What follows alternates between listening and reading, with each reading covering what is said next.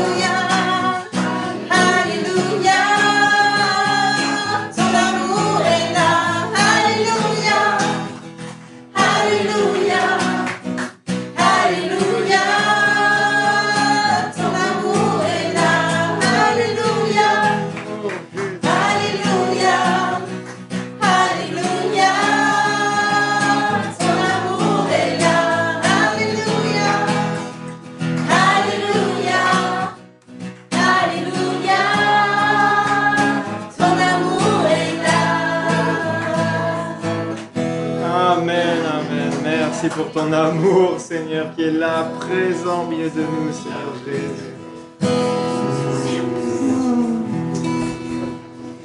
Alléluia, oui, Seigneur. Alléluia.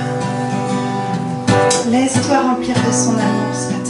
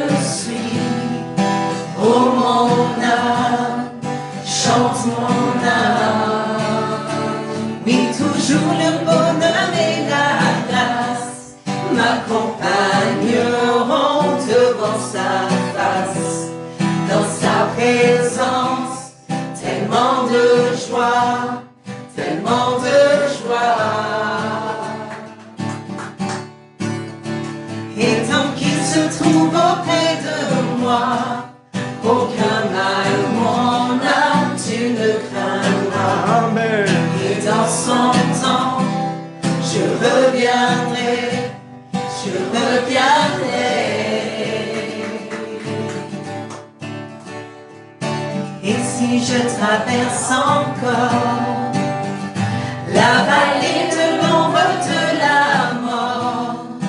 Oh mon âme, chante mon âme, puisqu'il m'aime le premier, non rien ne pourra me séparer de son amour,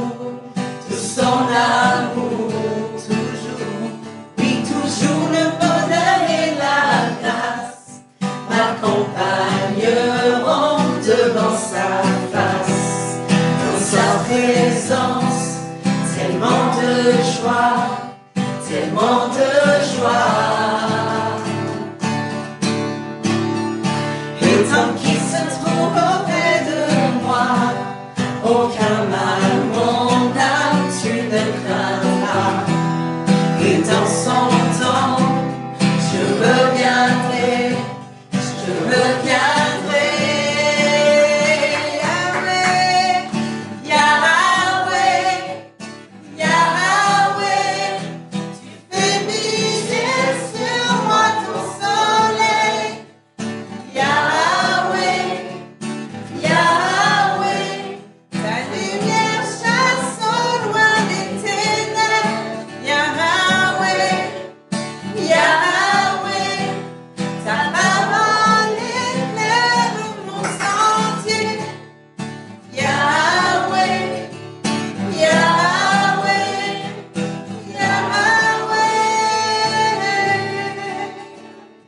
Bientôt il viendra me chercher, et dans sa maison j'habiterai. Oh mon âme, chante mon âme, sans cesse jusqu'à son retour. Mon âme chante son amour tous les jours, tous les jours. Oui, toujours le bonheur et la grâce m'accompagneront devant sa face, dans sa présence, tellement de joie, tellement de joie. Et tant qu'il se trouve auprès de moi, aucun mal, mon âme, tu ne craindras. Et dans son temps, je reviendrai, je reviendrai.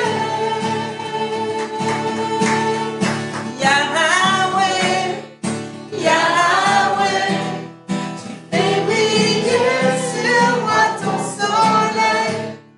Yahweh, Yahweh, ta lumière chasse au loin les ténèbres. Yahweh, Yahweh, ta parole éclaire mon sentier. Yahweh, Yahweh, Yahweh. Alléluia, oui Seigneur. Oui Seigneur, le bonheur et la grâce m'accompagneront toujours. Alléluia, car tu es mon berger. Et donc je ne manquerai jamais de rien. Ta houlette et ton bâton me rassurent. Tu ne manqueras jamais de rien si l'Éternel est ton berger. On ne parle pas juste d'argent, on ne parle pas juste de la nourriture, on ne parle pas juste de l'eau. Il ne s'agit pas que de la manne, mes amis. Tu ne manqueras pas d'amour si tu le considères comme ton berger. Tu ne manqueras pas des capacités dont tu as besoin pour accomplir ta mission sur cette terre si l'Éternel est ton berger. Tu ne manqueras pas de tout ce dont tu as besoin. On ne pense pas seulement aux besoins naturels, on parle de tout. Il veut pourvoir en toutes choses dans ta vie. Tu ne manqueras pas de guérison s'il est ton berger. Amen. Tu ne manqueras pas de tout ce dont tu as besoin. Tout ce dont tu as besoin pour être accompli. Tout ce dont tu as besoin pour vivre le royaume des cieux sur cette terre. Tu n'en manqueras pas. Si tu marches par la foi en proclamant l'Éternel est mon berger. Et même quand tu traverses la vallée de l'ombre de la mort, même quand tout te semble sombre, crie à lui. Crie à lui. Vous savez, quand tout nous semble sombre, c'est très subjectif. C'est vraiment nous qui voyons les choses de cette façon parfois. C'est pas pour ça qu'on n'est pas béni. C'est pas pour ça que Dieu ne marche pas à côté de nous dans la vallée de l'ombre de la mort. Des fois, on va chercher le bonheur partout et on se dit, il n'y a rien qui est là pour que je sois heureuse, pour que je sois en paix, pour que je sois bien. Et l'Éternel te dit, tu as le principal. Amen. Une seule chose est essentielle. Et si nous nous approchons à lui dans la vallée de l'ombre de la mort, si nous faisons de lui notre berger, alors nous ne manquerons de rien, car il a tout accompli. Le Père a donné son Fils unique pour que nous ne manquions de rien. Il a donné ce dont lui avait le plus besoin, c'était son Fils. Ce dont il avait le plus besoin, c'était son Fils et il l'a donné. Il est allé au bout, il a marché sur cette terre, il a quitté son trône de gloire, il a tout accompli pour que nous puissions aujourd'hui dire je ne manque de rien. C'est même pas je ne manquerai de rien, je ne manque de rien. Amen, tout est accompli. Et quand il a tout accompli, avant il a donné une ordonnance. Il a dit, prenez ceci est mon sang. Vous en boirez, vous vous souviendrez de moi. Nous nous souviendrons de ce qu'il a accompli à la croix. Et il a dit, prenez ce pain, ceci est mon corps. Et vous vous souviendrez de ce que j'ai accompli à la croix. Seigneur, on veut se souvenir. On veut se souvenir parce que tu as tout accompli. Et c'est parce que tu as tout accompli qu'aujourd'hui, nous avons toute la légitimité de dire je peux vivre le royaume des cieux sur cette terre. Je peux être pardonné. Je peux être réconcilié avec le Père. Je peux crier Abba Père. Je peux appeler Dieu mon papa. Pas celui que tu as eu sur cette terre, non.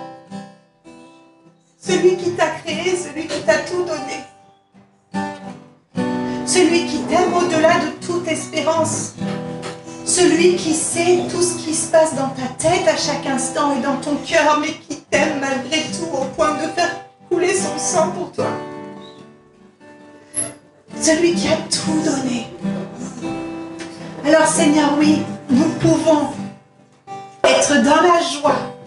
Je m'excuse, il y a les larmes qui coulent, mais ce n'est pas de la tristesse. Parce que c'est un moment de joie.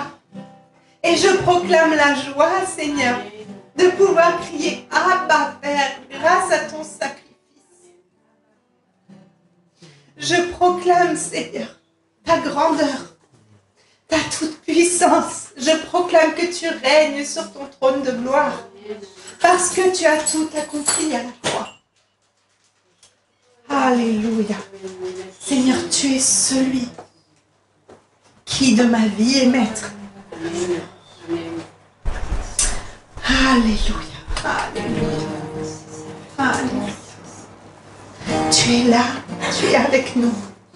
Tu es présent parmi nous et c'est en ton nom, Jésus, que nous prenons ce pain, que nous prenons ce vin. Merci pour tout ce que tu as accompli, qui fait qu'aujourd'hui je peux dire je suis libre. Qui fait qu'aujourd'hui,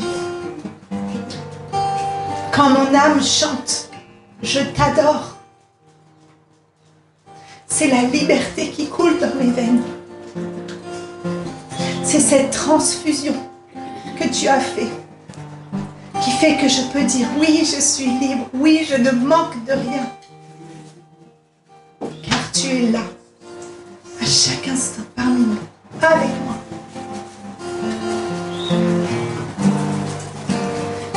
es là, présent parmi nous.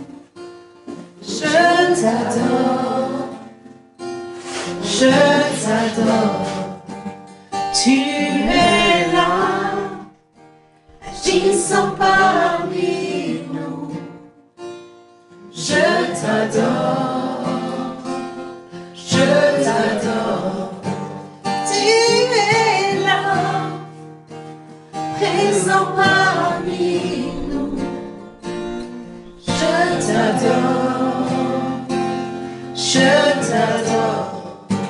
Tu es là, agissant parmi nous. Je t'adore, je t'adore. Tu fais un chemin au Père des miracles. Tu tiens tes promesses, lumière dans les ténèbres. Mon Dieu, c'est ce que tu es. Tu fais un chemin au Père des miracles. Tu tiens tes promesses, lumière dans les ténèbres. Mon Dieu, c'est ce que tu es. Tu fais un chemin au Père des miracles. Tu tiens tes promesses, lumière dans les ténèbres. Mon Dieu, c'est ce que tu es. Tu fais un chemin au Père des miracles. Tu tiens tes promesses, lumière dans les ténèbres. Mon Dieu, c'est ce que tu es. Tu es là, présent parmi nous. Je t'adore, je t'adore. Tu es là, tu restaures les cœurs brisés. Je t'adore, je t'adore. Tu es là, transformant nos vies. Je t'adore, je t'adore. Tu fais un chemin au Père des miracles. Tu tiens tes promesses, lumière dans les ténèbres. Mon Dieu, c'est ce que tu es. Tu fais un chemin au Père des miracles. Tu tiens tes promesses, lumière dans les ténèbres. Mon Dieu, c'est ce que tu es. Regarde à ta vie et proclame-le. Tu fais un chemin au Père des miracles. Tu tiens tes promesses, lumière dans les ténèbres. Mon Dieu, c'est ce que tu es. Oh, c'est ce que tu es, Jésus. Tu fais un chemin au Père des miracles. Tu tiens tes promesses, lumière dans les ténèbres. Mon Dieu, c'est ce que tu es. Tu es là, présent parmi nous. Je t'adore, je t'adore. Tu es là, dans les cœurs brisés. Je t'adore, je t'adore. Tu es là, transformant nos vies. Je t'adore, je t'adore. Tu fais un chemin au Père des miracles. Tu tiens tes promesses, lumière dans les ténèbres. Mon Dieu, c'est ce que tu es.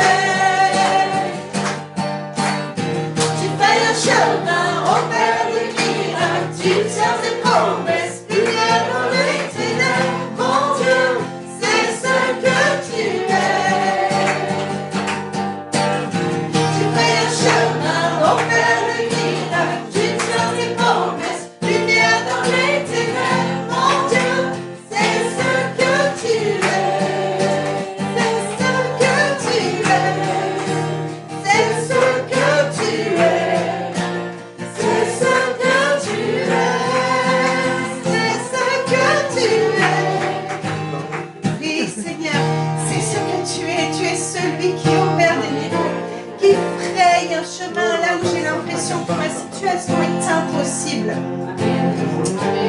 Alléluia. Oui, quand je suis dans une grotte, comme on disait tout à l'heure, dans une grotte où tout est sombre, toi, tu es cette lumière qui est, on appelle au bout du tunnel. Ouais, toi, tu es cette lumière. Et nous marchons vers cette lumière. Toi, tu peux frayer un chemin là où nous, on voit des murs. Toi, tu fais tomber les barrières. Là où nous, ça nous paraît impossible, là où on voit des murailles comme à Jéricho. Toi, tu brises, Seigneur. C'est en toi que nous croyons, c'est en toi que nous mettons toute notre espérance et notre foi. Et c'est avec foi que je proclame que tu es ce Dieu de miracles, que tu frayes un chemin, que tu es la lumière dans les ténèbres. Même quand je ne le vois pas, je sais que tu es là. Quand je ne te vois pas, je sais que tu es là. Et quand je ne le vois pas, tu es là. Et quand je ne le sens pas, tu es là. Tu agiras encore. Tu agiras encore. Et quand je ne le vois pas, tu es là. Et quand je ne le sens pas, tu es là. Tu agiras encore. Tu agiras encore. Et quand je ne le vois pas, tu es là. Et quand je ne le sens pas, tu es là. Tu agiras encore. Tu agiras encore.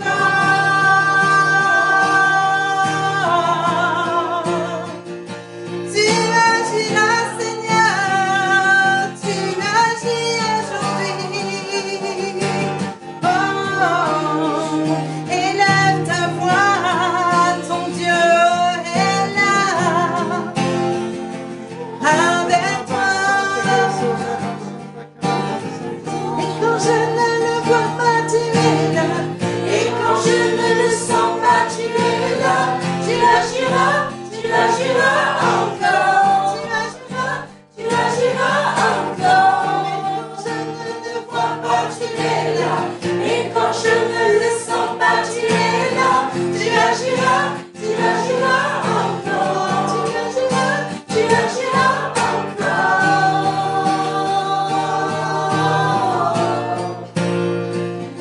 Oh, je t'adore, Jésus, je t'adore.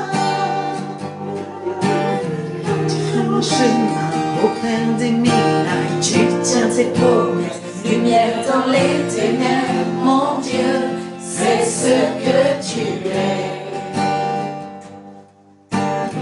Tu fais le chemin au Père des miracles. Tu tiens tes promesses, lumière dans les ténèbres. Mon Dieu, c'est ce que tu es.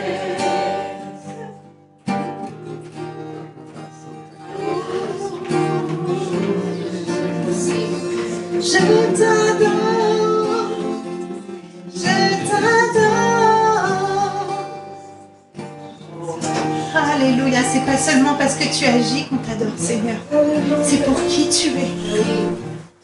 C'est pour qui tu es, Seigneur. C'est parce que tu nous proposes cette option dans notre vie, de pouvoir marcher à tes côtés, Seigneur.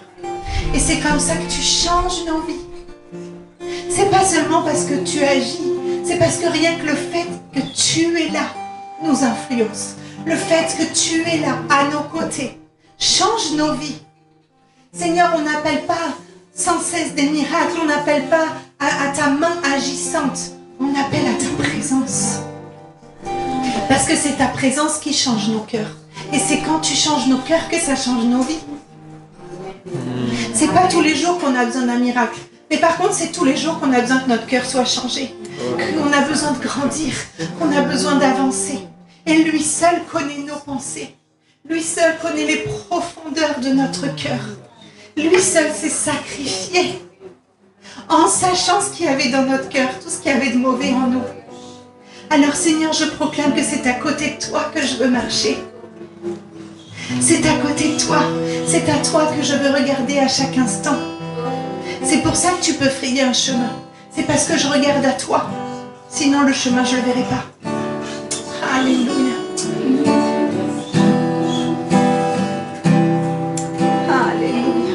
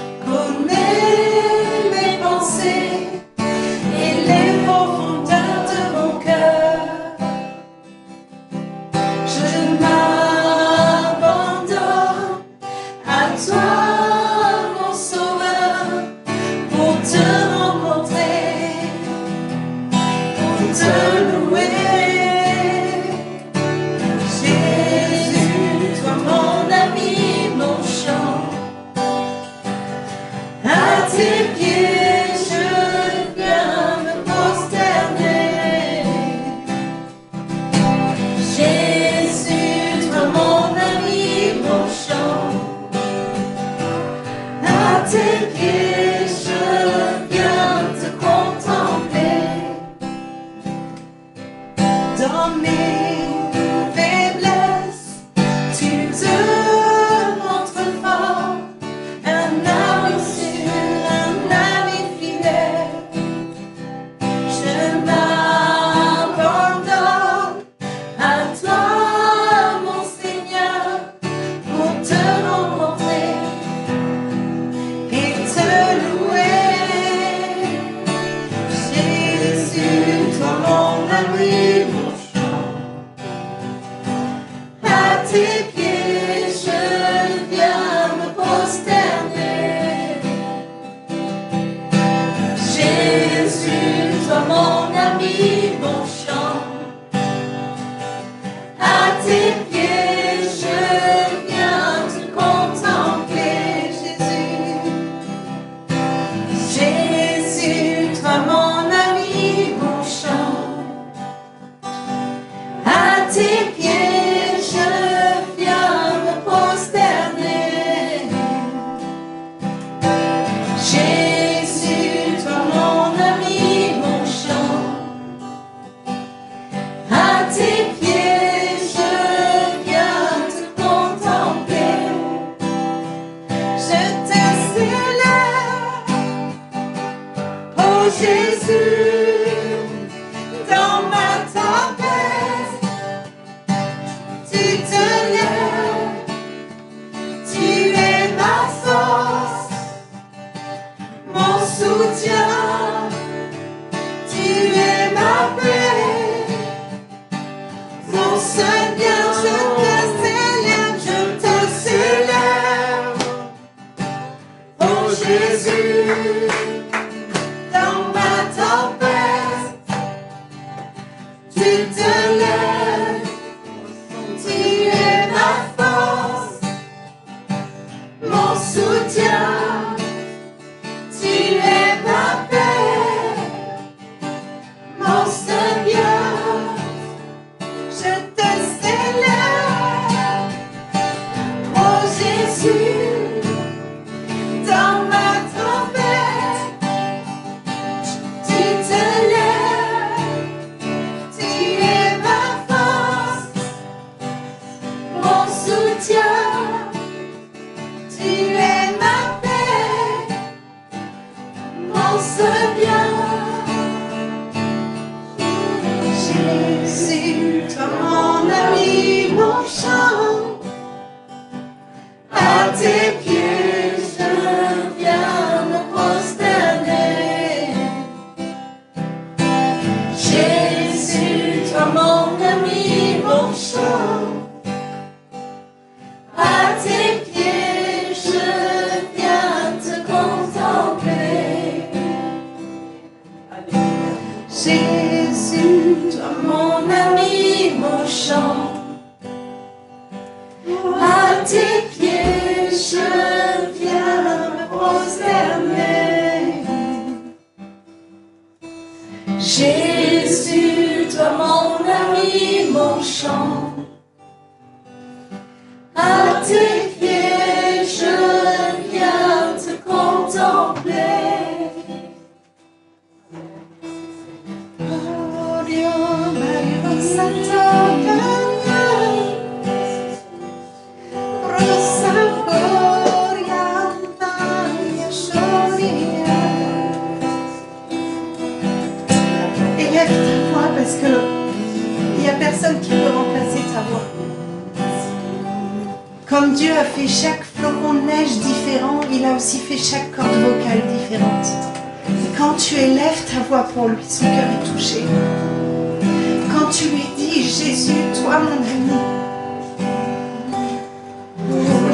est-ce que nous nous rendons compte qu'il veut être notre ami?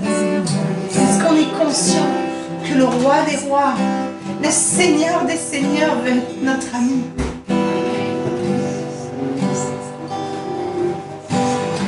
Alléluia. Quand tu proclames que dans tes faiblesses, il se montre fort, c'est là que les choses prennent vie dans ta vie. C'est quand tu proclames qu'il se montre fort là où tu es faible, que tu peux le vivre. Alléluia.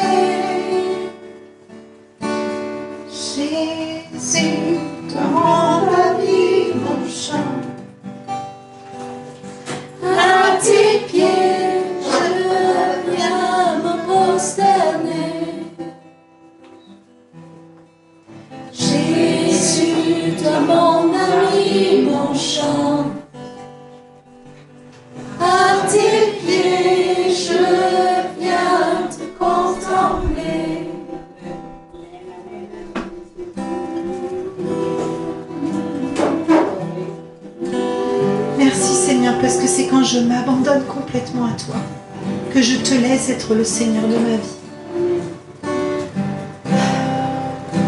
Alléluia. C'est quand je fais mon 100% et qu'ensuite je te laisse faire le tien, que je te laisse être le Seigneur de ma vie.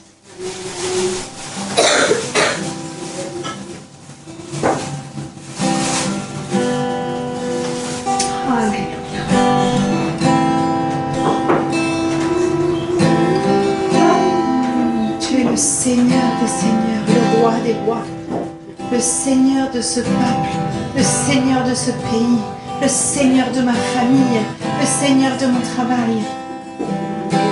Tu es le roi des rois, le Seigneur des seigneurs, le Dieu de cette ville, Seigneur. Oh, je te remets notre ville, notre région. Je te remets nos autorités. Je te remets les enfants qui sont dans les écoles et les enseignants. Je te remets cette ville qui a tant soif de toi. Alléluia. Oui, on veut faire notre 100% et te laisser faire le reste parce que nous voulons te laisser être Seigneur.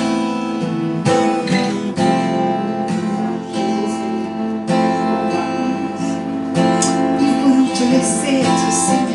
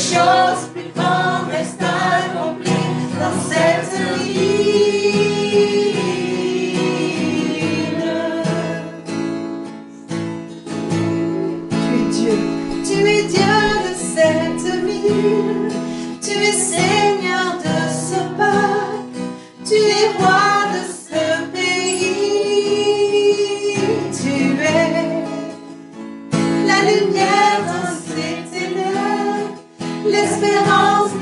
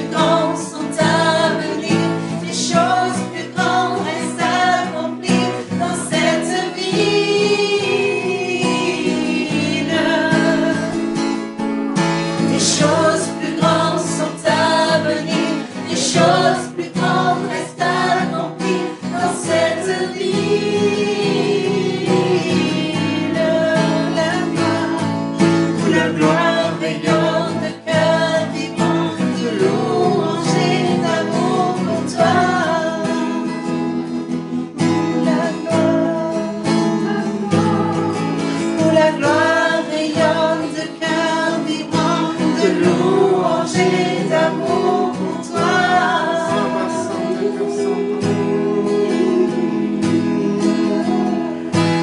Nul n'est comme notre Dieu.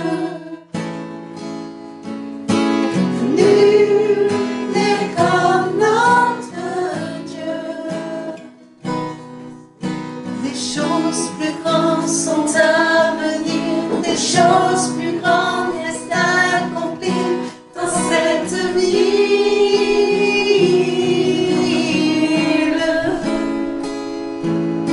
Des choses plus grandes sont à venir, des choses plus grandes restent à accomplir dans cette ville.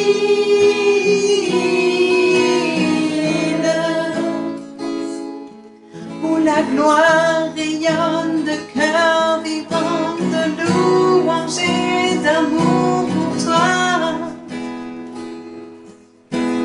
Alléluia, c'est en toi que je mets mon espérance. C'est en toi que nous mettons notre espérance, Seigneur. Oui, tu es le Créateur, le Rédempteur, le Seigneur des Seigneurs. Alléluia. Là où nous voyons des faiblesses, toi tu peux être une force. Là où nous voyons des détresses, tu es l'amour qui rayonne. Là où nous voyons la tristesse, tu peux faire grandir la joie. Tu es le Dieu créateur. Quand tu parles, les choses existent, Seigneur. Alléluia. C'est pour ça que je proclame que l'espérance de cette ville, l'espérance de ce pays, l'espérance du monde est en toi, Seigneur.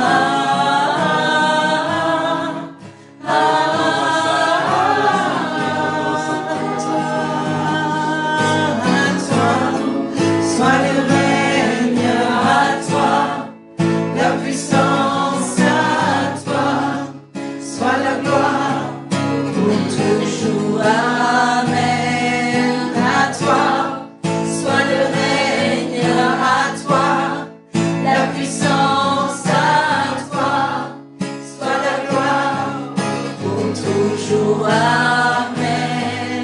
À toi, soit le règne, à toi, la puissance, à toi, soit la gloire, pour toujours. Amen.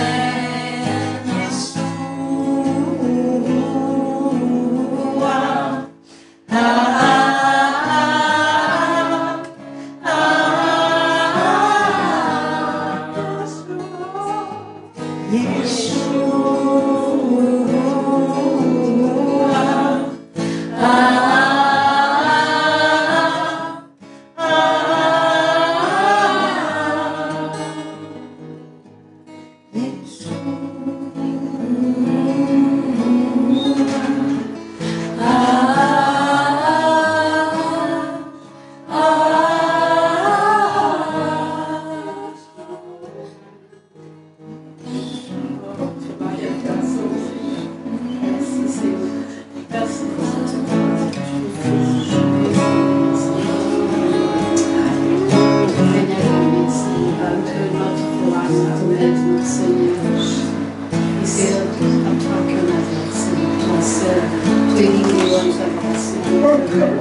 Alléluia.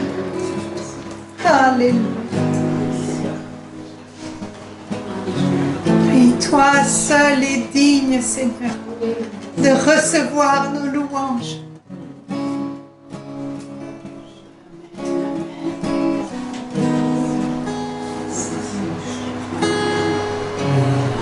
Amen, amen, amen. Amen. Amen. Merci Seigneur.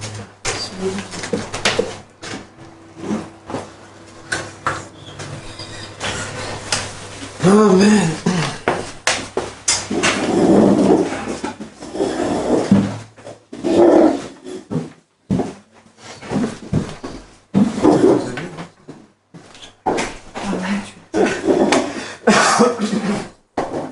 Amen, amen. Oh oui, toi seul Seigneur, toi seul est digne de recevoir toute louange, toute adoration. Merci pour ta présence Seigneur. Merci parce que oui, tu es le plus beau. Il n'y a rien de plus beau que toi. Oh, quelle bénédiction de pouvoir chanter. De pouvoir chanter la gloire de Dieu, de pouvoir chanter la gloire de Jésus. J'avais vraiment dans ce dernier chant, comme cette image, ce sentiment du sourire de Dieu sur vous. Du sourire de Dieu sur nous. Jésus qui sourit en écoutant son peuple chanter. Qui réjouit son cœur. C'est comme... c'est en nous nourrissant notre esprit. Notre esprit est en ébullition quand nous prononçons le nom de Jésus. Quand nous élevons le nom de Dieu. On s'accorde avec le chant des anges. On s'accorde avec des paroles saintes. On s'accorde avec le ciel. Oh, quelle dimension!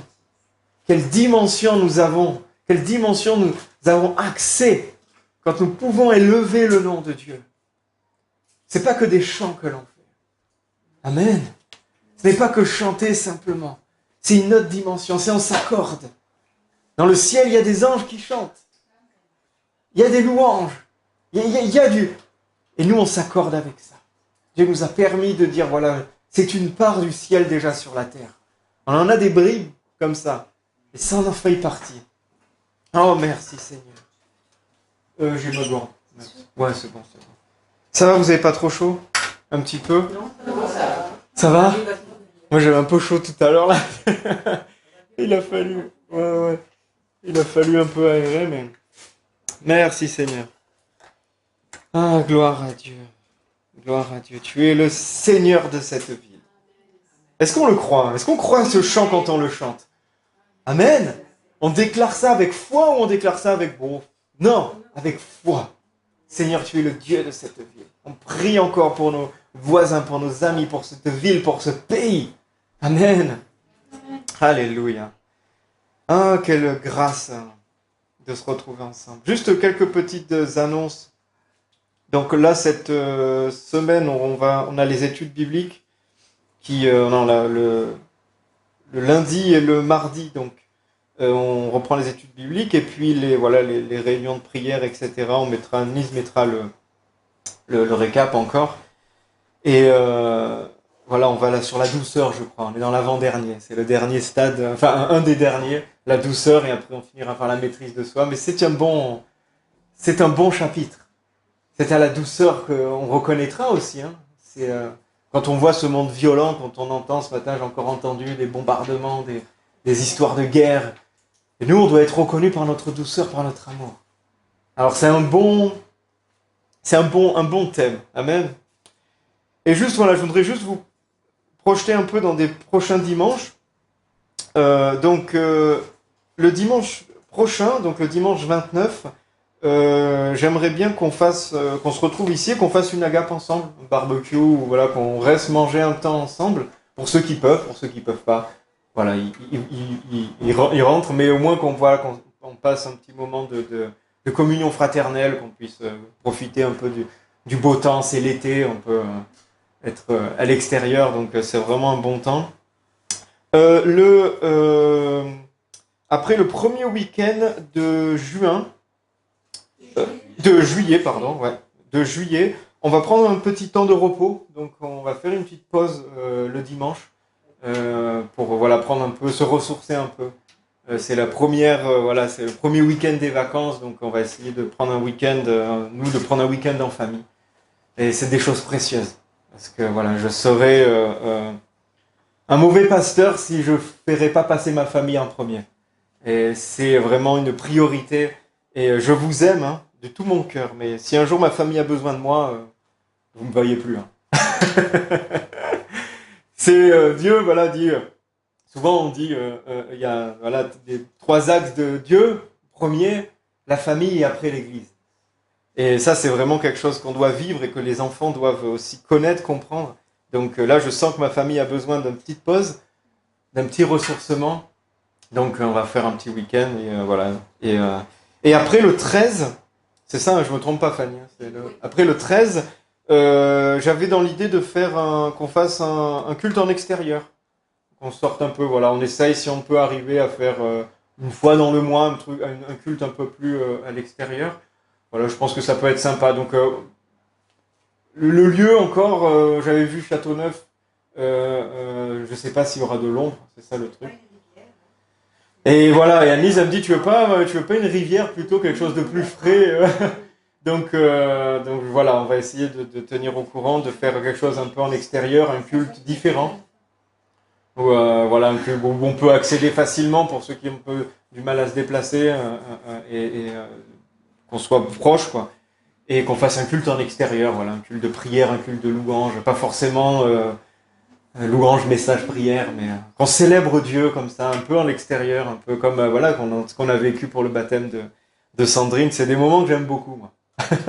Ça change un peu, ça fait du bien. Donc voilà, c'est un peu les prochains dimanches pour fin juin et début juillet. Oui, de Châteauneuf, il y aura du soleil, je pense. C'est ça, il y a des petits coins à l'ombre, mais bon, faut les trouver sur la plaine, ça. Au bord du Loup, Au bord du Loup. Puisqu'avec on peut camper aussi. Ah, la colle, oui. Ouais, à la colle, ouais. Le gorge du Loup à l'entrée comme chez nous. Ouais. Il faut arriver très tôt parce que. Il faut arriver tôt. Ouais.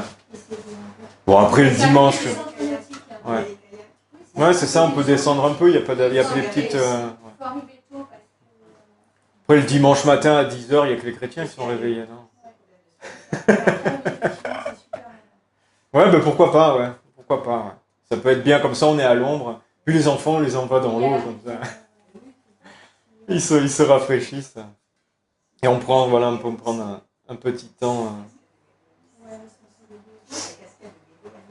Ah aussi, c'est vrai. Ils sont ensoleillés là. Non,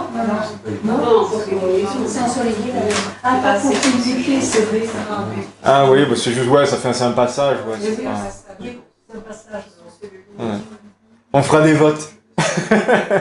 Non, mais voilà, bon, on va essayer on est souple, là, on essaye de se trouver un petit coin sympa pour pouvoir célébrer un peu l'été ensemble et pas trop subir l'été. Mais... Amen. Eh ben, merci Seigneur encore pour toutes ces... Voilà, on te soumet, c'est toi la tête de tout ça, Seigneur. C'est toi notre roi, c'est toi qui es le chef de cette église, c'est toi qui es le chef, Seigneur. Et c'est à toi, on soumet toute décision, Seigneur. Merci de bénir encore.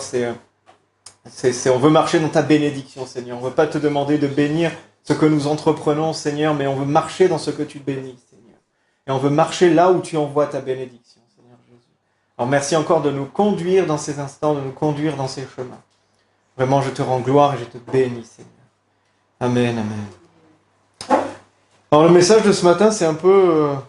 Il y a une pensée qui se dégage quand même, mais c'était un peu folklorique. Voilà. J'ai vécu une semaine un peu... pas mal de choses à faire, et je voudrais d'abord commencer par juste un témoignage, un encouragement encore. C'est des choses que je prêche souvent, mais je l'ai encore revécu il n'y a pas longtemps. Vous savez que je mets un peu l'entreprise, j'ai pris un peu du recul dans l'entreprise pour me consacrer plus au ministère, plus à Dieu, plus dans la prière, plus dans... Et c'est vrai que quand j'avais fait ce pas, parce que voilà, c'est pas évident pour moi non plus, quand on dit se consacrer, c'est vrai qu'on voit l'image vraiment d'un pasteur sur un bureau, et moi aussi j'avais un peu se dire je vais me mettre comme ça des journées où je vais me mettre sur voilà mon bureau, enfin je ne me pas mais bon sur ma table, et je vais prier, je vais lire, je vais marquer, je vais écrire des choses et tout machin. Et je vous avoue que ces derniers mois, ces dernières semaines, j'étais un peu frustré parce que je n'y arrivais pas.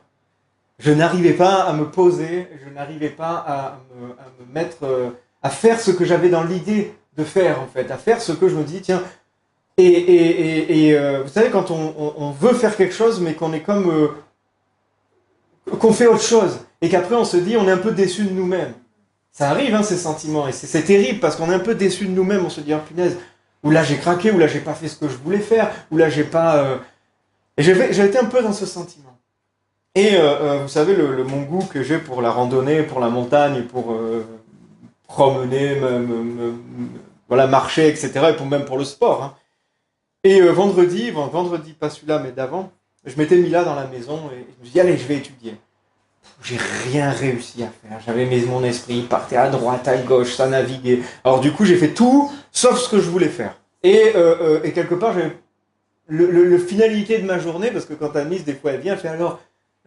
qu'est-ce que tu as vécu avec Dieu souvent on dit ça avec les enfants. Alors c'est quoi le meilleur moment de ta journée? C'est quoi que tu as... Alors là tu es obligé de réfléchir. Et là, moi j'étais pas bien. J'ai fait franchement, et même un peu boudeur, un peu rien en fait.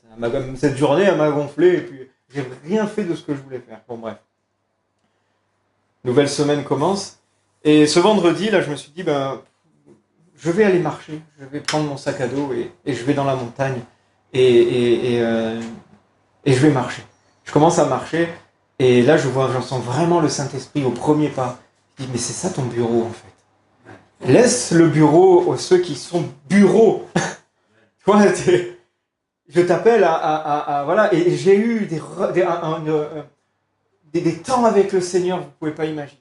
C'était ressourçant. De ce temps, je pouvais rentrer, je pouvais écrire un bouquin, alors que quand je me mets devant un truc avec l'ordinateur à dire tiens, il n'y a rien qui vient, et là je pouvais faire.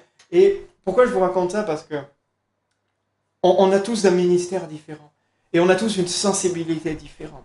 On a tous une façon dont Dieu nous approche différemment.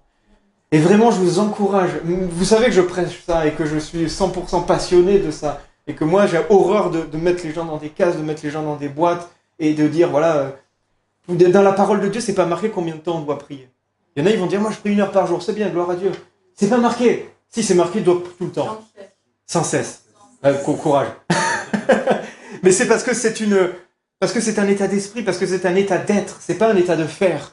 Si c'était un faire, c'était bien, tiens, fais ça. Fais 1 heure par jour, c'est bien. Non, comme c'est sans cesse, ça veut dire que c'est un état, ça veut dire que ça doit venir de nous, c'est un être, c'est un état. Il faut être en prière constante. Et pour cela, il faut vivre comment on a été créé par Dieu, comment Dieu a mis des caractères, des choses en nous. Et c'est vraiment quelque chose qui me passionne, parce que même moi qui prêche ça, et bien des fois on se fait attraper. Parce que oui, on voit des bureaux, et moi ça passe pas avec moi. Peut-être plus tard, quand j'aurai plus la force de marcher. Mais Dieu me parle quand j'ai les jambes qui brûlent, moi. Il y en a qui parlent quand ils ouvrent un livre ou un crayon. Et gloire à Dieu, Dieu parle. Et c'est ça vraiment que je veux encourager à chacun, trouver son lieu secret, trouver son moment où là on sait que on est bien dans notre esprit, on est bien dans notre être, on est bien, et là Dieu peut parler à quelqu'un de bien. C'est dur à parler à quelqu'un qui est mal en fait, par exemple. Tu fais asseoir quelqu'un sur une chaise inconfortable, j'espère que ça va, et vous lui parlez 1 heure, au bout d'un moment la personne elle vous écoute plus. Par contre quand on est bien, et ben là on peut pas avoir des discussions, c'est pareil avec Dieu. Et c'est là le lieu secret, où on peut avoir vraiment des bons temps. Et je crois vraiment en ça, je crois vraiment en la diversité de l'Église et en la complémentarité de l'Église. Et souvent, et ça a été la faute de beaucoup de responsables spirituels, hein, de vouloir uniformiser les choses. Alors que Dieu n'a jamais uniformisé les choses. Il a fait toute une chose de diversité. Quand Annelise parlait ce matin encore, mais quand on regarde un flocon de neige, il n'y en a pas un pareil. Regardez la nature, il n'y a pas une chose pareille. Alors pourquoi nous, ces enfants, on devrait être tous sur un... Non, on est tous différents et tous complémentaires. Et on avance. Donc chacun trouvez vraiment encore votre lieu secret, votre coin pour passer des moments de qualité avec Dieu. On ne se compare pas, on est complémentaires. Amen. Et justement, c'est des paroles aussi qui peuvent... je vais rebondir aussi sur le message qui avait été donné il y a 2 semaines. C'est des paroles qui peuvent guérir aussi notre âme, guérir aussi des blessures, parce que des fois, quand on se met dans la comparaison, ou quand on est poussé à la comparaison, ça peut occasionner des blessures dans nos vies. Ça peut occasionner des impacts sur notre cœur. Parce qu'on nous a dénigrés, par exemple, et on se croit jamais à la hauteur de quelqu'un. Alors du coup, ça a créé des blessures, et nous, on est constamment à côté de la plaque quelque part. Et on n'est jamais là où Dieu veut que l'on soit, et on est toujours mal là où on est. Mais ça, c'est parce que des fois, il y a une blessure qui a été causée dans le passé. Et la dernière fois, on a parlé de ça. On a parlé de la guérison. Donc je vais me faire un petit pas en arrière, parce que des fois, c'est bon de faire un pas en arrière. Il faut toujours veiller à ce que on ait digéré déjà ce qu'on a mangé. Parce que souvent, et là c'est le problème du monde, c'est terrible, moi ça me choque quand j'entends qu'un des problèmes dans le monde, c'est qu'on mange trop. Dans le monde occidental, dans le monde riche. Et ça c'est choquant. C'est choquant. Même moi j'essaye, je suis un très très gros gourmand, et des fois je dis à Nice, mais tu te rends compte que j'essaie de trouver des astuces pour arrêter, pour manger moins. Waouh! Et des fois, spirituellement, on peut être pareil. Hein. On a des portables, on a des bibles, on a tout ce qu'on veut. Et on mange. Mais est-ce qu'on a digéré déjà on a mangé déjà la semaine dernière? Est-ce que c'est déjà digéré ou on entasse des choses? Alors des fois, on devient des moutons gras et puis voilà, non. Il faut que les choses soient digérées, et quand les choses, voilà, je vais pas vous faire un cours de biologie, mais c'est quand les choses sont digérées que le corps a l'énergie. Voilà, quand ils sont stockés, au bout d'un moment, ben non, ça rend malade. Voilà, ça. Et spirituellement, c'est pareil. Des fois, on doit se poser la question de j'en suis où avec cette parole qui m'avait impacté? J'en suis où avec le message de la semaine? Est-ce que je l'ai digéré, ou le lendemain, j'ai déjà encore mangé quelque chose de supplémentaire? Et finalement, le truc, il est parti un peu à la benne. Et donc, veillons toujours à essayer de trouver vraiment la substance dans ce que Dieu veut nous demander.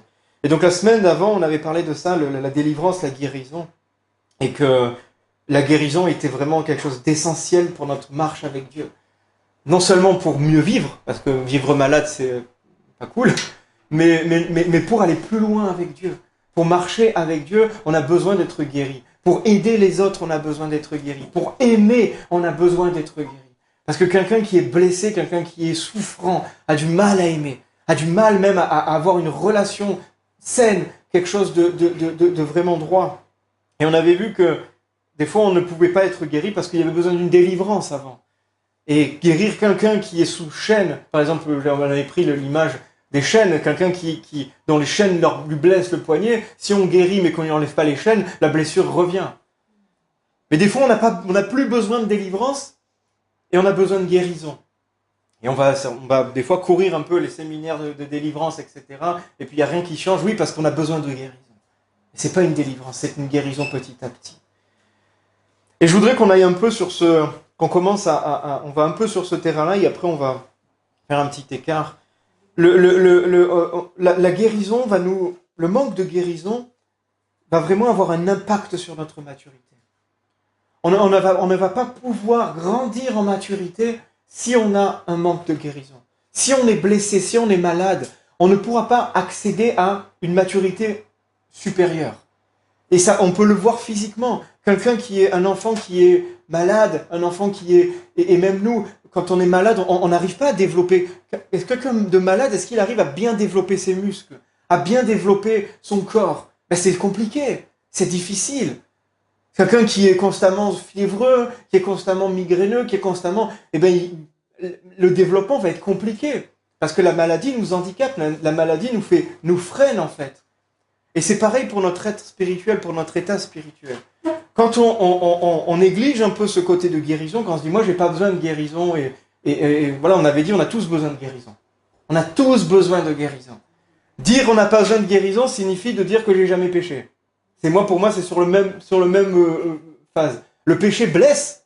Donc du coup, si on a péché, on a été blessé. Et on est blessé. On a besoin de guérison. Et c'est sur le même aspect. Et quand on essaye d'avancer, on essaye de grandir, avec des blessures, avec des douleurs, avec du mal, ça va jamais réussir à aller là où on veut aller, à aller là où Dieu veut qu'on aille.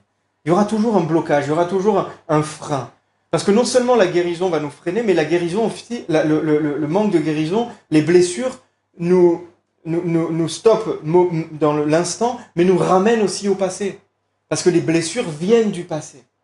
Et comment on peut aller vers la maturité? C'est-à-dire la maturité, c'est quelque chose qui s'élève quelque part. C'est quelque chose qui avance. La maturité, c'est pas de stagner. Quand on voit quelqu'un, quand on dit c'est quelqu'un d'immature parce qu'il a 30 ans et qui se comporte comme un enfant de 12 ans, ça veut dire qu'il s'est arrêté à 12 ans. Ça veut dire qu'il n'y a pas eu une progression. Donc la maturité, c'est ça, c'est une progression. Mais quand il y a quelque chose du passé qui nous retient comme un élastique et qui des blessures anciennes, et quand on essaye de comprendre une nouvelle relation, de comprendre une nouvelle parole de Dieu, il y a comme un truc sur le cœur qui vient encore nous impacter, nous faire souffrir. C'est comme si cet élastique qui nous retirait vers l'arrière. Là, il faut le couper. Il faut le couper en nom de Jésus. Dire non, moi je stop. J'en ai marre d'être retenu en arrière. Je veux couper ce lien. Je veux couper guérir de ces blessures du passé pour pouvoir avancer. Jésus a dit, je suis venu guérir les cœurs brisés. Libérer les captifs, guérir le cœur brisé. Et je lisais aussi, c'est ce matin, je crois, dans le psaume 147. Le psaume 147 au verset 3. Donc il parle il parle de Dieu, il parle de l'Éternel, et il dit « Il guérit ceux qui ont le cœur brisé et pansent leurs blessures. » Et j'aime bien le verset 4 qui dit aussi « Il compte le nombre des étoiles et leur donne à toutes un nom. » Alors, on se dit... des fois dans la parole de Dieu, on a du mal à voir les rapports entre les versets. Hein. Des fois, c'est un peu mystérieux. Et dans ce verset, si on le lit, ces deux versets, si on le lit comme ça, on dit quel est le rapport? Il guérit ceux qui ont le cœur brisé et pansent leurs blessures. Il compte le nombre des étoiles et leur donne à tout un nom. Moi, quand j'ai lu ça, j'ai été interpellé parce que ça montre à quel point Dieu connaît tout de tout le monde, connaît toutes choses et prend soin de chacun d'entre nous. Personne n'est oublié devant Dieu.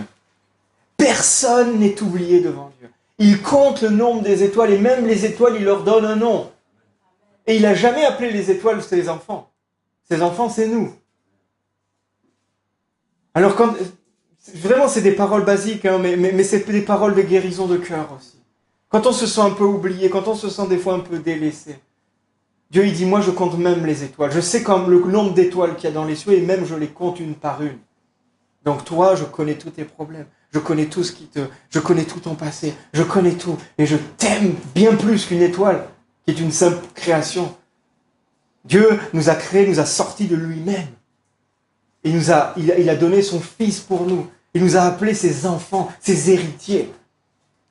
Alors c'est impossible qu'il t'ait oublié. Amen. C'est bon de se rappeler ça, pour se fortifier. Je pense qu'on n'a jamais assez mature, aussi grand aussi, pour oublier à quel point Dieu prend soin de nous. Et on doit se le rappeler de temps en temps. C'est des petits shoots d'amour pour moi, ça. On voit les murailles un peu moins hautes. Amen. Et c'est des petits shoots d'amour, des petits, des attentions de Dieu. Alléluia. Ce que va engendrer aussi un manque de guérison, ça va être une attitude dans nos vies. Là, on étudie le fruit de l'esprit, donc c'est quelque chose qui est visible aux yeux du monde. Le fruit de l'esprit, c'est pour que les gens, c'est pour donner à manger aux gens. C'est pour que les gens voient le fruit qui sort de nous et qu'ils prennent et qu'ils voient et que ça soit manifesté. Et un des impacts justement d'un manque de guérison, ça va être notre attitude. Quelqu'un qui est blessé et qui a été souvent maltraité, parce que on peut être blessé par un animal, mais souvent ce qui nous impacte, c'est les hommes. C'est des blessures humaines. C'est des gens qui nous ont mal parlé, c'est des parents, des enfants, de la famille des fois qui est très dure. Quand on arrive avec des gens qui sont blessés comme ça, souvent c'est difficile pour eux d'avoir une attitude positive. Quelqu'un qui va être blessé à répétition et qui va pas être guéri, va développer une attitude négative, va développer une tristesse, va développer un abattement. Et ça, c'est un symptôme, c'est c'est typique de personnes qui ont un manque de guérison, qui sont non guéries. Parce que, on m'a tellement blessé de fois. Moi, j'avais vécu ça. On m'a tellement fait du mal quand j'étais enfant qu'au bout d'un moment, moi, je voulais plus croire en l'humain. L'humain, pour moi, c'était un problème. Parce qu'il y avait tellement de gens qui m'ont blessé, qui ont voulu, qui m'ont fait du mal. Et bien, tu te fais une carapace. Et puis, du coup, tu développes presque une attitude de violence. Parce que, c'est plus moi qui vais être victime, c'est moi qui vais devenir l'agresseur presque au bout d'un moment. Si cette mentalité arrive. Et donc, du coup, comment on peut être dans cette mentalité-là et puis marcher avec les fruits de l'esprit, avec l'amour, Non, il y a quelque chose qui bloque. Il y a quelque chose qui bloque. Et une attitude négative, c'est pas de la psychologie de comptoir, mais quelqu'un de négatif, c'est dur, hein, qui voit le mal partout, que tout est noir, tout est sombre, tout est waouh, c'est dur de vivre avec ça. Hein. Et est-ce que ça peut engendrer quelque chose de bon? Non, ça engendre une atmosphère mauvaise. Ça engendre dans la famille, dans les amis, ça engendre quelque chose de nauséabond, en fait. Et est-ce qu'une attitude négative peut être en accord avec une attitude de foi? Moi, je pense que quelqu'un de négatif, je pense que la négativité est opposée à la foi. Quelqu'un qui a une attitude négative, comment en étant pessimiste, on peut avoir une foi? On peut avoir de l'espérance? Non, ça s'oppose en fait. Ça s'oppose. La foi, l'espérance, c'est quelque chose qui va croire au-delà de ce qu'on voit, qui va croire au-delà de ce qu'on a vécu, qui va aller au-delà. Alors si on s'appuie sur le passé qui nous a brisé, le passé qui nous a blessé, qu'on en tire une conclusion de non, mais ceux-là, c'est tous des... Ça peut engendrer du racisme aussi. Parce qu'une certaine catégorie de population nous a blessés. Il y en a qui ont été blessés par et on dit, tout cela, c'est ça. Waouh! Moi, Dieu n'a jamais dit ça. Hein. J'ai jamais vu ça. Hein. Et comment on peut développer une attitude d'amour si à l'intérieur de nous, on est encore comme ça? Non, c'est pas possible. On a besoin des fois de changer notre mentalité. Et des fois de changer notre mentalité, rien que pour ça, ça peut nous aider aussi à guérir. Moi, c'est quelque chose qui m'a aidé. Je peux vous témoigner de ça. De pensées négatives, de paroles négatives, de pessimisme. J'étais à un moment très pessimiste et des fois j'ai envie d'être pessimiste et de râler en fait, hein, de me plaindre de quelque chose et je vale ma salive comme on dit. Je dis pas. Et finalement, c'est des victoires. Alors, personne ne le voit, ma famille ne le voit pas, parce que c'est souvent en famille. Hein. Personne ne le voit, mais moi, à l'intérieur de moi, c'est une victoire. Parce que je me suis dit, quel est l'intérêt que je mette une opinion négative sur quelque chose comme ça? Non, ça n'a aucun intérêt. Il y a autant de chances que ça se passe bien que ça se passe mal. Non, il n'y a aucun intérêt. Et là, en fait, quand on va commencer un peu à essayer de maintenir en bride notre langue, de maintenir en bride un peu notre âme, de le soumettre à notre esprit. Notre âme, des fois, elle a envie de dire, elle se laisse aller et puis elle dit n'importe quoi des fois. Hein. Et là, on a dit non, je la maintiens en bride et j'essaye de, voilà, une attitude positive. Je ne parle pas de mentir ou de faire les nébuleux et les bénis oui-oui et dire ouais, non, tout va bien alors que tout va mal, c'est pas ça. Mais des fois, de changer d'attitude, de changer de positionnement. Et quand on va commencer à changer de positionnement, on va voir que dans notre cœur, des fois, ça va aller mieux. Dans notre famille, autour, ça va aller mieux. Parce qu'il y a un parfum différent qui se dégage. Il y a une atmosphère différente qui se dégage. Et ça vient, cette attitude négative qui est opposée à la foi, vient d'un manque de guérison. Et on peut lire dans Proverbe 17, verset 22. On connaît bien ce passage. Et ça parle un peu de ça aussi. Proverbe 17, verset 22. Un cœur joyeux est un bon remède, mais un esprit abattu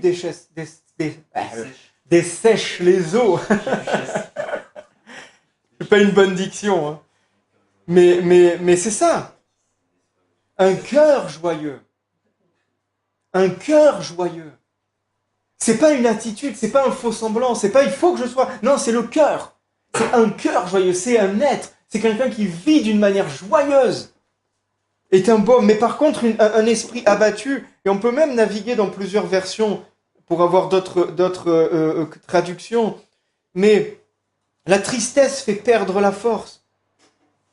Par exemple, en version parole de vie. En version Semeur, c'est l'esprit déprimé mine la santé.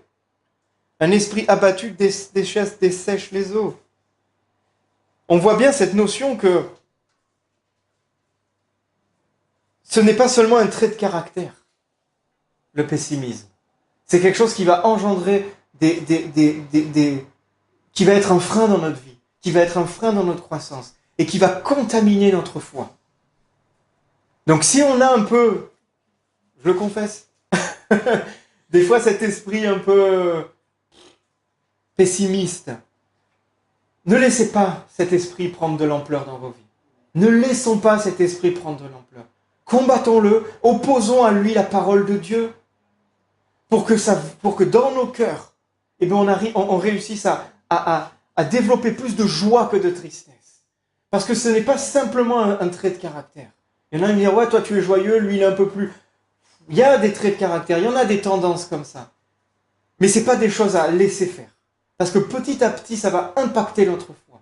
Ça va impacter notre espérance. Et ça va impacter notre amour. Et c'est les trois choses qui demeurent. Hein. Donc si ces trois choses-là sont infectées, voilà, il y a opération dure toute urgence, ça va pas.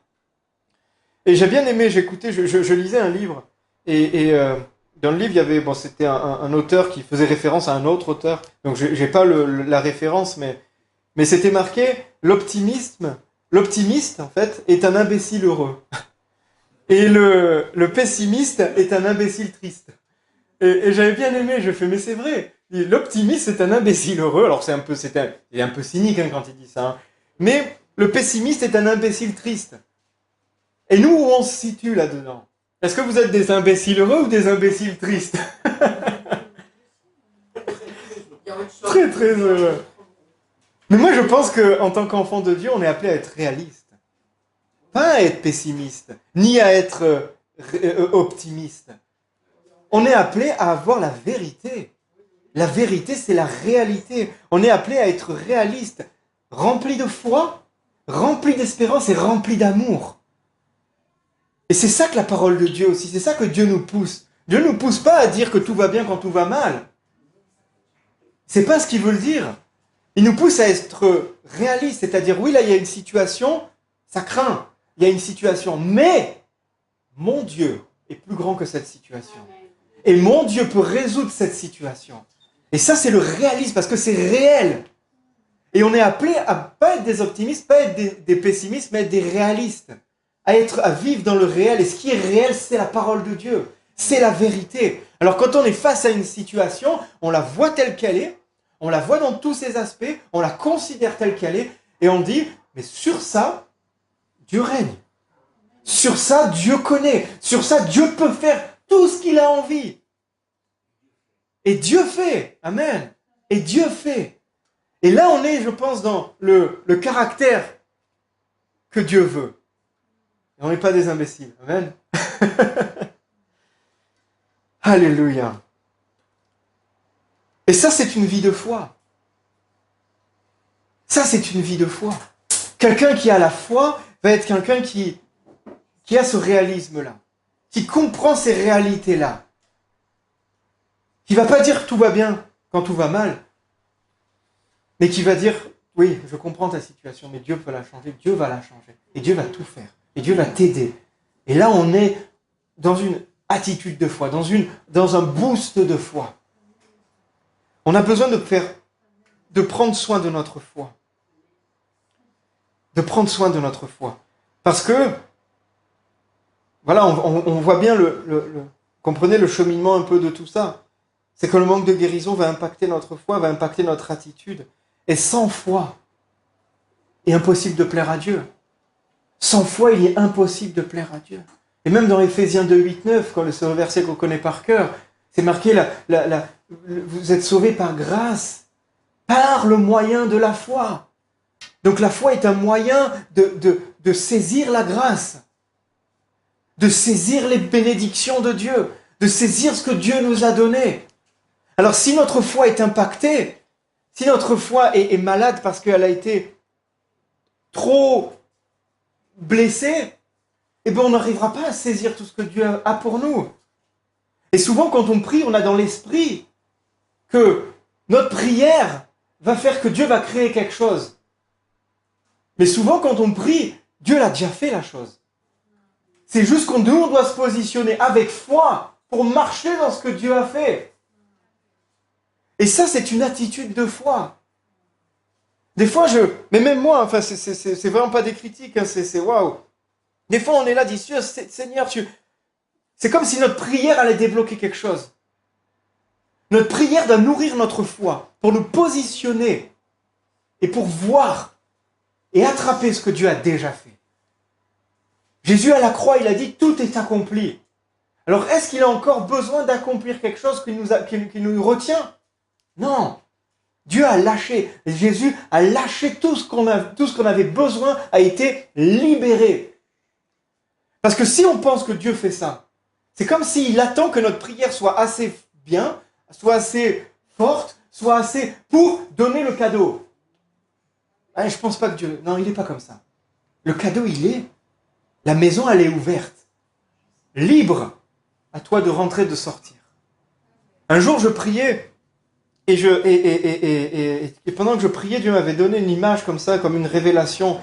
Et je priais pour que l'église rentre dans la maison. Comme l'image du fils prodigue qui revient vers son père et qui revient vers la maison. Et je priais, je me dis, Seigneur... Que ton église, que tes enfants reviennent dans ta maison, que ta maison soit pleine de tes enfants.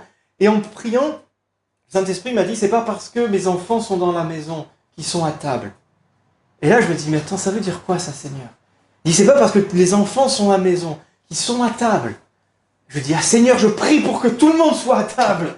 Pour que tout le monde soit à table. Pour que ta table soit remplie. Et le Saint-Esprit m'a dit, ce n'est pas parce que les gens sont à table qu'ils mangent. Seigneur, je prie que tout le monde mange. Et c'est ça.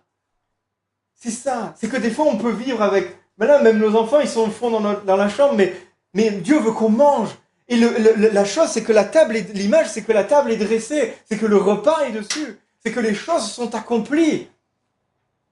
Et c'est pas parce que tu es dans l'église, pas parce que tu es baptisé chrétien et que tu as toutes les bonnes étiquettes, toutes les appellations, comme dit Marie-Laurence, contrôlé ou non contrôlé. C'est pas parce que ça que tu manges. Et Dieu veut qu'on mange ses bénédictions, qu'on mange sa parole, qu'on mange son esprit.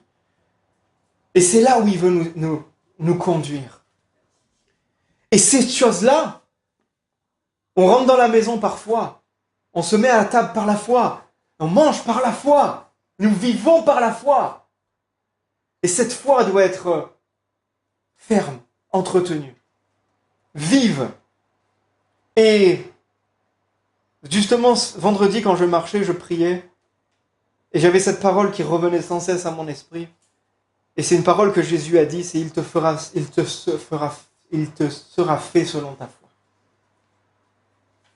Il te sera fait selon ta foi. Et ça tournait en boucle dans ma tête, et je fais, waouh Seigneur, qu'est-ce qu'il faut? Je pense qu'il y a quelque chose à comprendre pour l'Église, pour nous, pour chacun d'entre nous. Il nous sera fait selon notre foi. Ce qui va déterminer la bénédiction dans nos vies, ce n'est pas Dieu à lâcher, c'est la foi qu'on va mettre en Dieu. C'est la foi qu'on va avoir dans notre Seigneur. C'est ça qui va déterminer la quantité de nourriture qu'on va avoir, la qualité de vie qu'on va avoir, qui va déterminer beaucoup de choses. Et on peut lire, du coup, où Jésus a dit ça. Jésus, il a dit ça plusieurs fois. Mais il y a une fois qui a attiré mon attention, c'est dans Matthieu 8. C'est cette histoire du centenier romain. C'est un best-seller de la Bible, ça encore. Mais on peut le lire, je ne sais pas si on va le lire, il le dit à la fin. Il lui dit, Jésus dit à l'officier, vas-y et sois traité conformément à ta foi. Au moment même, le serviteur fut guéri. Le centenier a été traité conformément à la foi qu'il avait mis en Jésus. Et cette histoire, elle est tellement magnifique. Parce qu'on voit que c'est Matthieu 8, Matthieu 8, le verset, vraiment, c'est le verset 13, mais toute l'histoire, elle commence à partir du verset 5. On peut voir la foi de cet homme.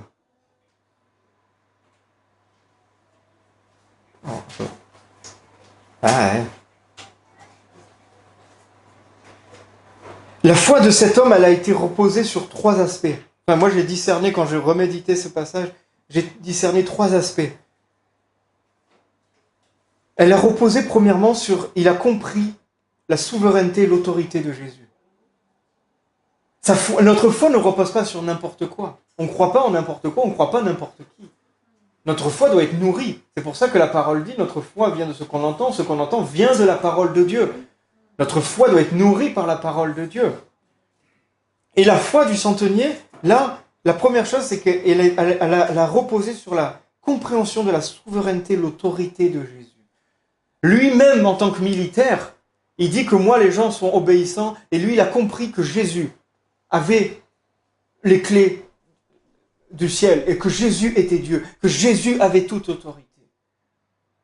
Dans notre foi, on doit comprendre, on doit vraiment comprendre la souveraineté, l'autorité de Jésus dans nos vies. Donc la première, elle s'est basée sur ça. Ensuite, elle s'est basée sur l'espérance. Cet officier avait de l'espérance dans un étranger. C'était quelque chose de fou. Des fois, l'espérance, c'est quelque chose de fou. Espérer contre toute espérance, espérer contre vents et marées. Espérer là où on voit que tout est détruit, nous on continue à espérer. Il y a une forme des fois de waouh, mais c'est impossible. Et là, ce Romain, ce militaire romain, il avait une espérance dans un juif. Il avait l'espérance dans quelqu'un qu'il était venu à servir, contrôler, où il avait mis une oppression dessus. Il avait eu l'espérance dans cette personne. Et même au niveau de la société, ça devait être bizarre de voir un officier romain demander de l'aide à un juif. Mais non, il a mis de l'espérance en Jésus. Alors que lui, sa tradition, alors que lui, sa culture, il priait Mars, il priait Jupiter, il priait Vénus, il priait d'autres dieux. Ils n'étaient pas en manque de Dieu. Il n'est pas venu voir Jésus parce qu'ils étaient en manque de Dieu. Un manque de vérité peut-être. Mais il avait de quoi prier, il avait de quoi faire. Mais il a placé son espérance en Jésus. Il a espéré d'une manière un peu folle. Et enfin, la foi de cet homme a reposé sur l'amour. Il aimait son serviteur. Il aimait son serviteur. Comment à un temps où on crucifiait les gens pour un oui, pour un non, et il y avait une telle méchanceté, cruauté dans ce monde à l'époque-là, un officier romain vient se mettre en porte-à-faux comme ça, vient se donner en spectacle, parce que si on le traduit, ça ne veut pas dire que c'était dans la rue, c'était quand il est arrivé à Capernaum, je crois, il a interpellé Jésus. Pour quelqu'un que s'il meurt, il le remplace. Hein. Voilà, nous on voit, avant la vie humaine avait beaucoup moins d'impact que maintenant. Il aimait son serviteur. Et c'est l'amour qui lui a motivé à sortir, à aller interpeller Jésus. Et là, on retrouve la foi, l'espérance et l'amour. Et on retrouve ces trois choses. Et ces trois choses qui ont fait que le miracle s'est enclenché.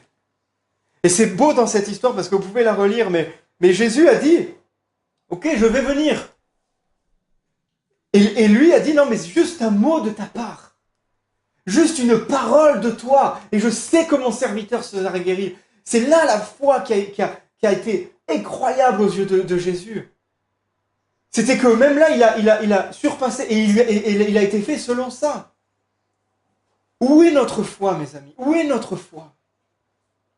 Est-ce qu'on a cette foi est-ce qu'on a une... j'aime pas dire petite foi, grande foi, mais est-ce que notre foi est bien placée? Est-ce que notre foi est en bonne santé? Sur quoi repose notre foi?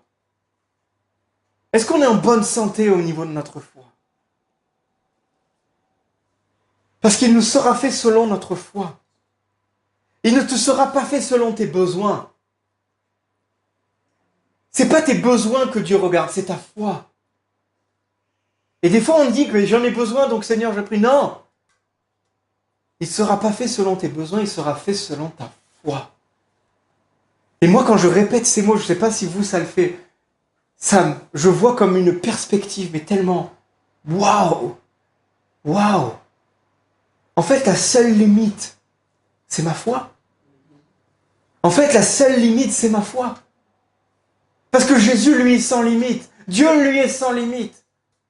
Lui, il est prêt à ça. Il s'est abaissé pour venir nous chercher. Lui, il a tout accompli. Lui, rien n'est impossible. Et il a dit que qu'on fera des choses plus grandes. Alors, où est notre limite? Notre foi. Notre foi.